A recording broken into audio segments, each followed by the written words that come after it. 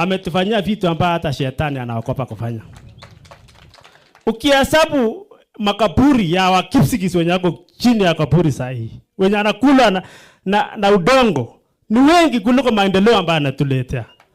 Na wengine anatuambia ati tuseme ni mtu wetu na anatuua. Anasema anataka tuimbie kama anaendelea kutuua. William Ruto ni adui ya jamii ya Wakipsigis. Kiongozi wetu, tumekuja mbele yako na tunakuhesabu kama kiongozi. Wewe Mungu mwenye alikuumba ni yule alituumba. Labda zamani tulikuwa naambiwa ati mtu ambaye si Mkalenjin ni adui. Lakini wacha hiyo ipite. Saa hii tumepokea Mungu ambaye alituumba sisi wote na alikuwa na sababu. Akaweka Mkikuyu Kenya, akaweka Mjaluo, Mluya, na sisi wote ni viumbe vyake. Ni vyema tujiite sisi wote ni mandugu na madada. Simama na sisi. Unajua mashamba, kuna shamba ya Sambure, kuna maneno yenye iko hapo. Kuna siku tena hii Brown alisanya viongozi wengine akaambia sijui atapea 1 billion.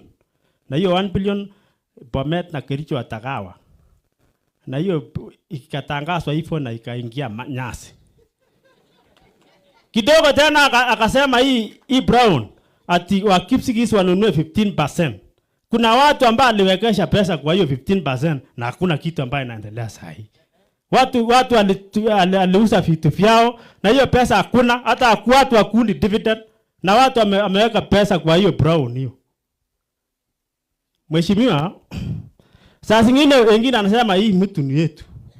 Yeti serikali ni yetu. Kasi ya polisi, sijui watu wanauza mashamba. Wakipsigis waliuza mashamba. Ati ukitaka kuwa polisi, mtoto wako kuwa polisi, uza shamba. Ukitaka hata kuna ofisi zingine nasikia kuna maneno mengine yanaendelea huko Kericho ya sinende tuko. Hata ukitaka kazi lazima upeane vitu zingine hapo. Vitu ya mashetani kabisa. Mheshimiwa, ni vyema usimame na sisi na tunasimama na wewe kabisa. Hata mimi sikuunga Ruto mimi. Usimnanijua.